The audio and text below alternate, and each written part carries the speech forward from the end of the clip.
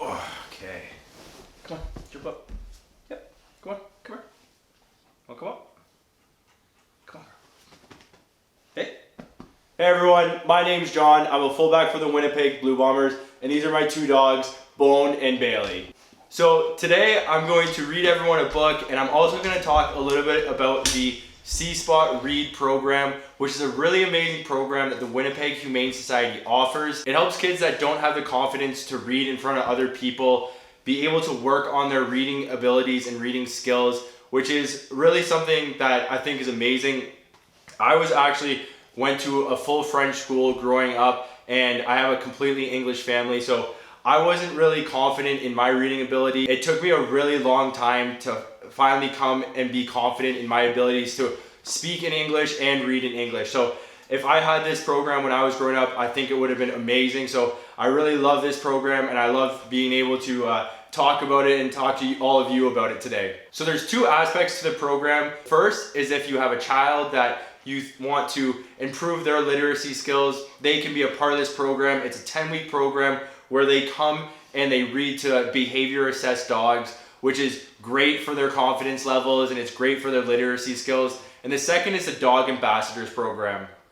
The Dog Ambassadors program is a program where your dogs can be assessed for free by the Humane Society, and they can be a part of this program where they help kids develop their literacy skills. It's a really amazing program, and there's a lot of really amazing rewards for being a part of it as well. So if you want to learn more about that, definitely head on over to the Winnipeg Humane Society website. All the information's there and the enrollment's also there. So Bailey's getting pretty antsy, so I'm gonna read her this bedtime story and hopefully she falls asleep so I can maybe get some rest too. Today I'm reading Duke the Dairy Delight Dog, and Bailey is already very interested in this book. She's trying to chew on it. Okay. You ready, Bailey? You ready? Here we go. For all his long life, Duke had been a traveling dog. Year after year, he wandered alone from town to town, down back roads and country lanes. He slept beneath the stars at night and ate scraps of food rummaged from trash cans along the way. Now Duke was so old that his once brown hair had turned silver on top. Still, Duke thought his life on the road was a good one. See, I'm sleeping beneath the stars here. Hey Bailey, is that gonna be you later? It might be. But the morning Duke wandered into Glendale and spied Darla's Dairy Delight, home of the famous vanilla chocolate squirrel. Ooh, that sounds delicious. His life changed forever. One look at the giant ice cream cone sign and it was love at first sight. Duke went gaga. I don't blame him. He imagined the cool ice cream on his tongue and he was giddy. His knees felt like marshmallows and he was a dog agog. Running to peek in the windows of the tiny red building, Duke discovered a glimmering ice cream machine that bedazzled him more than the most brilliant galaxies of stars. Bailey has lost interest in my reading, so I will read to all of you now. And suddenly, Duke knew... Okay, I'll try over here. And suddenly, Duke knew he would stay forever. After all these many years and many places, he thought, I had found my home. With that, Duke sat down. Now, even though Duke knew he was home, what he did not know about was Darla. Darla Snavely, the Darla of Darla's Dairy Delight. The Dairy Delight was Darla's pride and joy, and she kept it so clean you could eat off the floor. So when Darla showed up for work in her crisp Dairy Delight uniform and found a dirty, smelly, massive dog waiting for her, she let out a shriek. Shoo, Darla screeched, waving her Aztec pink fingernails at Duke. Scat, honey lamb, you go on home now. Duke, of course, did not budge. He let out a thunderous woof, which meant I am home. Darla screamed again, ran inside the Dairy Delight, and locked the door. You know, I definitely understand Darla's pain here because my house is just covered in fur and dirt constantly. What the doodah, Darla grabbed, pinning her shaken Dairy Delight cap back in place. By this time, Earl, the town sheriff, and Patty from the diner had heard the commotion, and they ran over. Problem, Darla? Earl asked. That monster won't leave, Darla shouted out the little sliding window. Earl and Patty looked at Duke, who was wagging his tail. Seems pretty harmless to me, Earl said. He's kind of cute, Patty agreed, scratching Duke behind the ears. Don't touch that filthy animal, Darla cried. You'll only encourage him to stay. And she slammed the little window closed. I mean, he looks pretty friendly to me. I'd pet him. But Duke needed no encouragement. He was staying, and nothing Darla could say or do would change his mind. Duke simply sat and waited, thinking of ice cream morning, noon, and night. Me too. Over the next few days, news spread through the town that Darla had company. Friendly folks from all over brought Duke food to eat. Some even offered to take him home, but Duke just wagged his tail and gazed lovingly at the Dairy Delight. It was obvious he thought he was home. Of course, the more Darla watched Duke sit in front of her beloved Dairy Delight, making goo-goo eyes at each ice cream cone that left, the more frazzled she became. Mangy flea bag, she cried, then threw herself into a cleaning frenzy, trying to stay calm. Still, Darla was in a royal snit. Don't drip on the counter, she snapped at her customers as she served the Dairy Delight's famous vanilla chocolate swirls. And you keep away from that ratty dog. Darla scrubbed and buffed and polished like there was no tomorrow. This is basically me every night with my dogs. Except I don't yell at them. I just love them. I just have to clean. Days passed slowly for Duke as he sat watching Darla and the Dairy Delight from the outside, but his heart remained steadfast. It was clear that everyone else in town, except Darla, was quite fond of Duke. She just needs to get to know me, Duke decided. But how? If she won't come to me, I'll just have to go to her. Taking a deep breath, Duke marched right up to the door of Dairy Delight and stepped in with the next customer. It's bold. It's confidence. I like it, Duke. Let's see how it goes. Judging by the picture, not great. The whoops and hollers that burst from Darla's mouth sent everyone in Glendale running. The customers inside Dairy Delight hightailed it out, and everyone else came lickety-split to see what was wrong. "Out, out, out!" Darla screamed, running toward Duke with one of her industrial brooms. Poor Duke ran faster than he had since he was a pup. "Crazy mutt!" Darla shrieked. Outside, Duke was surrounded by townsfolk. "Never you mind," Patty said. "She's a persnickety old bat." And the rest of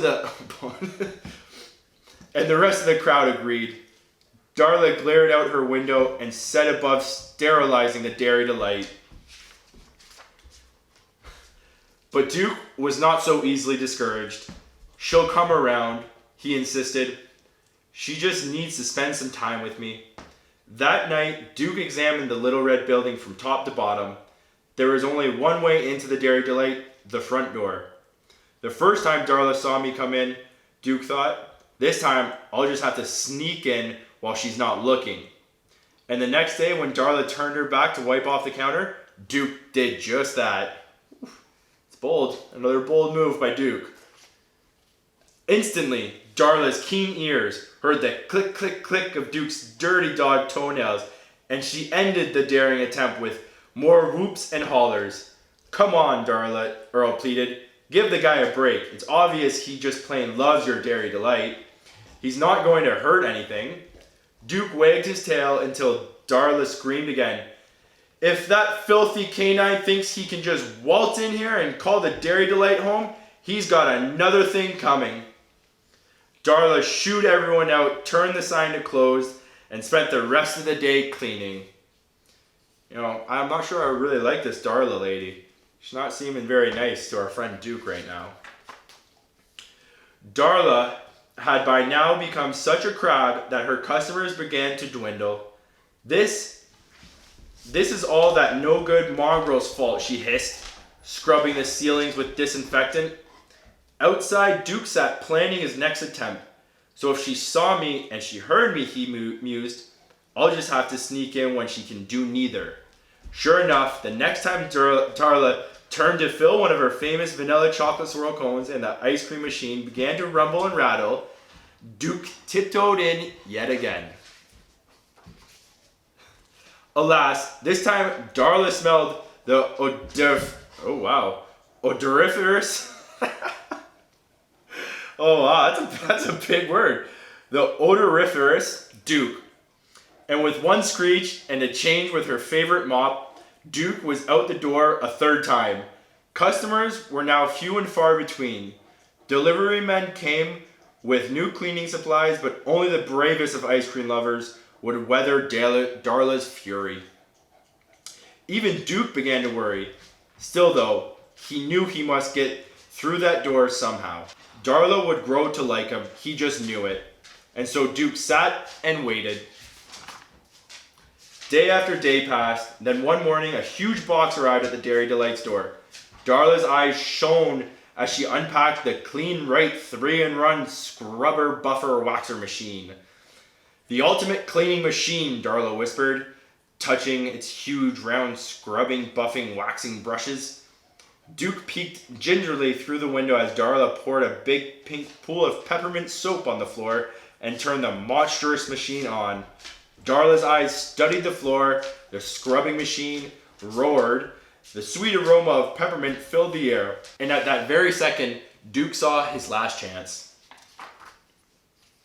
With one huge lunge, Duke was through the door and into the Dairy Delight, but he had entered with such force that when his right front paw hit the edge of the peppermint soap pool, he shot across the floor, straight into the roaring cleaning machine.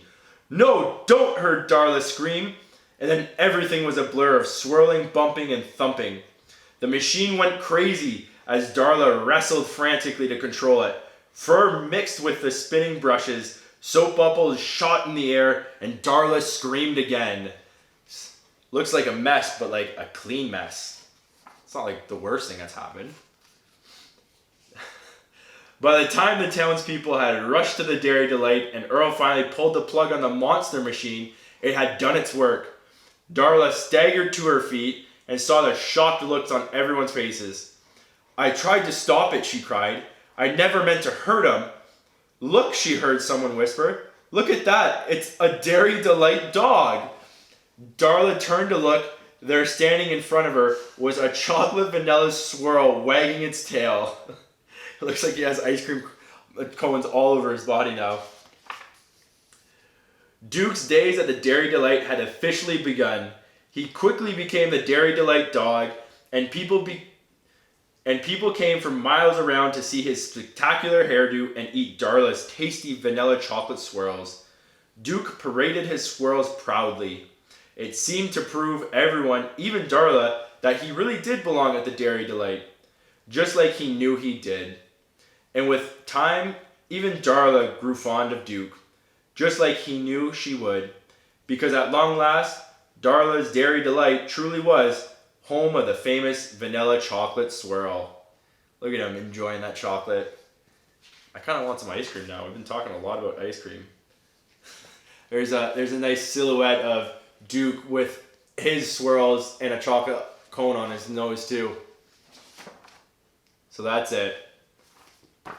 Duke, the Dairy Delight dog. So again, thank you so much to everyone for tuning in. It really was an awesome experience for myself, so I really hope you enjoyed it. And like I mentioned before, definitely check out the Winnipeg Humane Society C-Spot Read programs if you either have a dog that would be interested in it or have a child that might be interested in it as well. Like I said, I would have loved doing this when I was a child.